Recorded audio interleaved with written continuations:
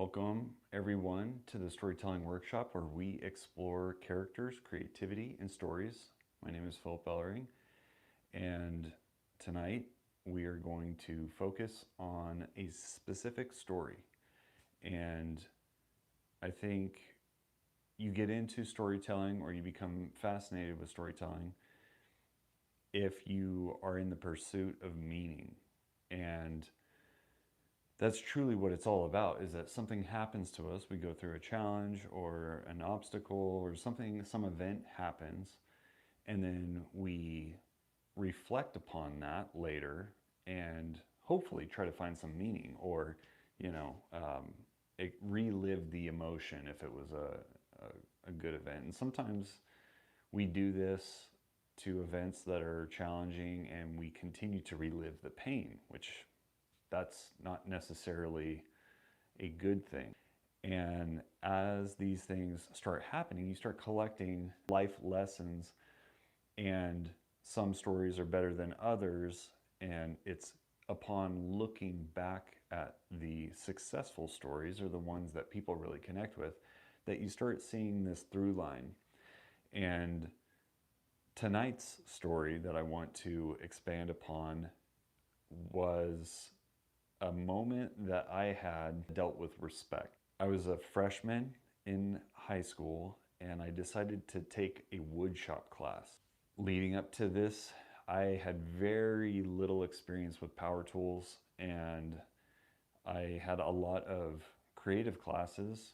I had probably taken an introduction to art class probably 10 times all the way up to this point. And so I'm like, okay, I'm going to get into art, another art class in high school, but I'm guessing that it's going to be the same principles of design and art that I've already taken multiple times all the way up to this point. So hearing about wood shop, it sounded like something that was creative and that I would enjoy, and it would be new and different, and maybe I could apply the creative skills that I had gained in all of these traditional art classes with painting and drawing and apply them to wood. It was the first time that I had been in this class, and apparently it was the first time that my instructor had been in this classroom environment. He was a master woodworker. He showed us his portfolio and we were all thinking, what the hell are you doing here? And by the stressed look on his face and how he would like rub his temples, he was asking the same question as well. Like, what the hell am I doing here? He said he received a message from God that he was supposed to go and to teach at my high school, which was Wood Creek High School in California. And he's delivering his opening speech and he's talking about the power tools and how they can cut, they can kill, they're very dangerous. And he's laying it down thick, and it seems like everybody in the classroom is kind of like checked out. I am fully tuned in because my eyes, my hands, they're extremely important to me. I have already committed at this point. I'm, a freshman in high school, but I've already mentally visualized that I'm going to be moving in a direction or a path that is creative, and my hands and my eyes are very important to me. So he gives his safety spiel, lays it down, and knuckleheads are in the back and they're messing around with stuff, and I'm sitting there. He gets done. I stand up and I say, "Thank you, sir. I really appreciate you and your time, and I'm going to be getting out of this classroom right now." He's like, "No, you're not." And I said, "Yes, I am." And I explained, I love creating things. This sounds really awesome, but the risk is not worth the reward. I have to have my hands, I have to have my eyes, and this just seems like too easy to mess this up and hurt myself. And I said, "I'm going to be leaving the class." He goes, "No, no, no, no."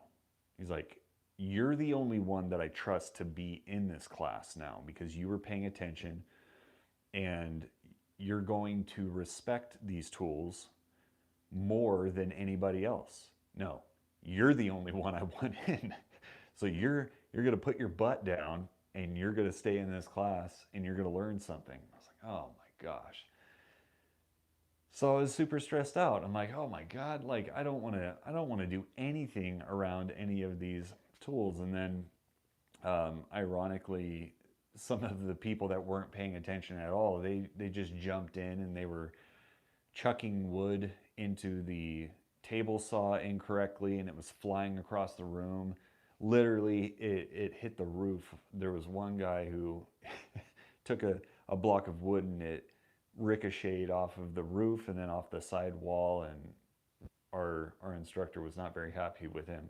For another reason, it became kind of a problem to be in that class because he trusted me that I was respecting the tools and I wasn't going to hurt myself.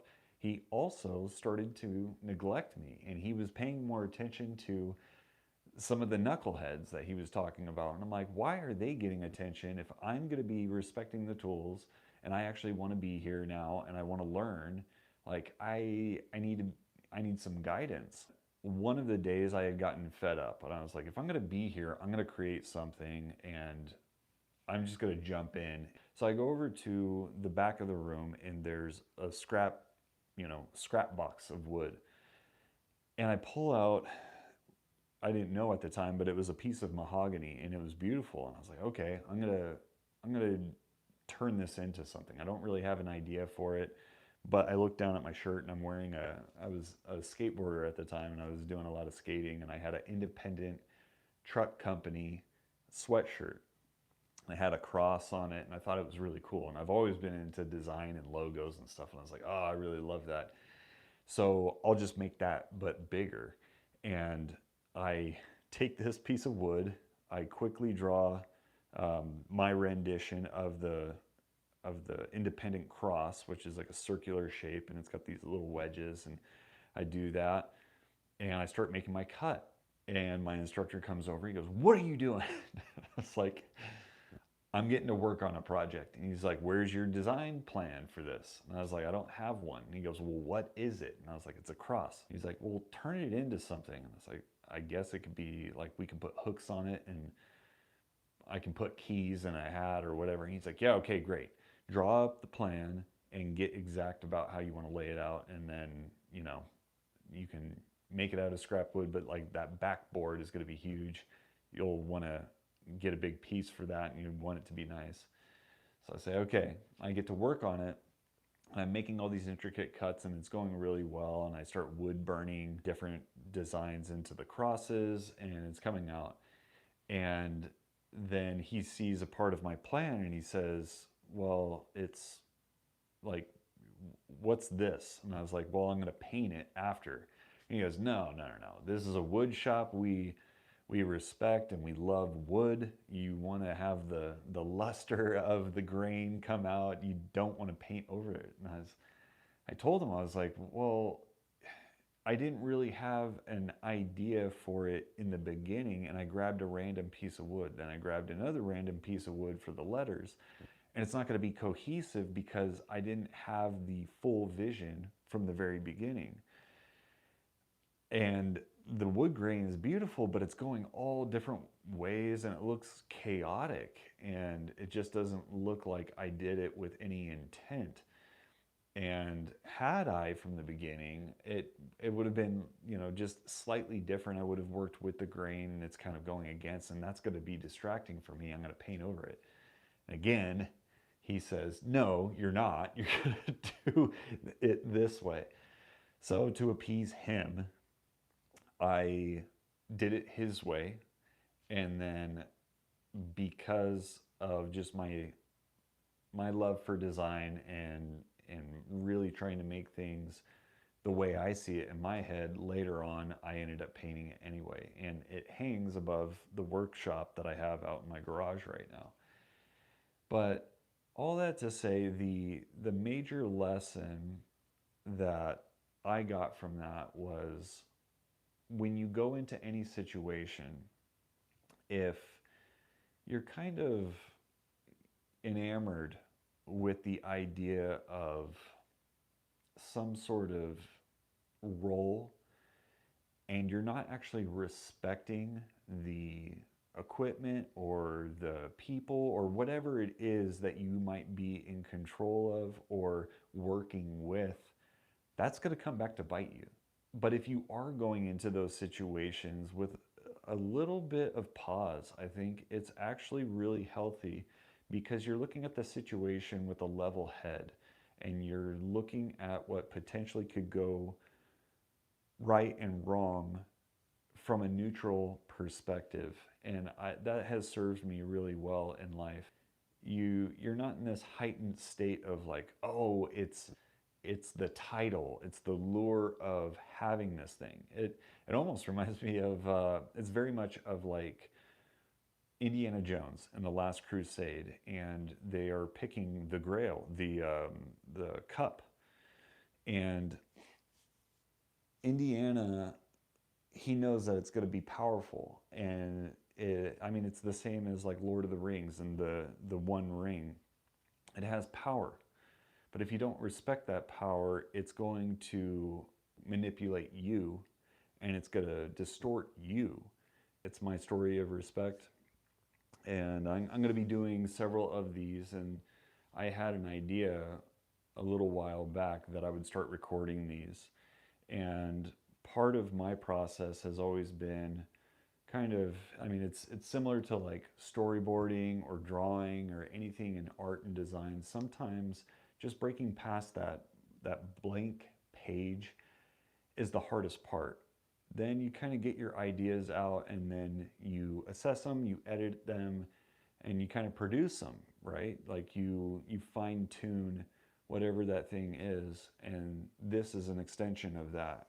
I had the idea that in the future I want to create a collection of these stories that, you know, they're kind of life lessons and truths that I've learned and I have direct experience with. Some of them are funny, some of them are just kind of interesting or true. It has become a ritual in my house that I share these stories with my kids. And that whole story began when they saw a picture of me when I was little. And they asked, who is that? Who's that picture? And it was a picture of me in T-ball. And I explained to them, like, that's me when I was young. And they started laughing. They were like, that is not you. Like, that's, you look like, you know, my son. And they were having the hardest time putting it together. And so I said, oh, well, that's mini daddy. Like, that was me back then. They loved that idea. And so it's become kind of a ritual that at night I share a mini daddy story and something that came from my past. And the connective tissue with all these has always been, it's this funny moment, but then there always seems to be some sort of lesson or thing that I gained from a situation, whether it was embarrassing for me at the time or painful or whatever. And oftentimes the more painful, the better. But I had the idea after a while, I'm like, well, they're really enjoying this. And I think it's because it humanizes me. It, you know, as a parent, oftentimes, you know, we forget that we have been on this earth for X amount of years and we've experienced a lot of things, and it could really easily be that they believe that we have everything figured out. Even though they do see us make mistakes, they don't see us make like those early mistakes. And for them, for my kids at least, to hear that, it's been, I can tell it's been cathartic. It puts them at ease knowing that I was there once too, and I even messed up worse in a lot of situations. So the idea came to me, and I'm like, oh, I'd like to turn this into a graphic novel at some point. And part of my process with creating any kind of story has, again, going back to what I had just mentioned, it's always been like, well, let's get it out and do that in just kind of an organic, fluid way. Then reassess, edit, figure out the parts and pieces that need to stay, some of the stuff that can go, and make it as impactful and entertaining as possible and true, and hopefully relatable. That's the first, many to come. Would really enjoy hearing any kind of feedback that you guys have for me. Want to improve this channel and appreciate you guys. Hope you guys have a good night.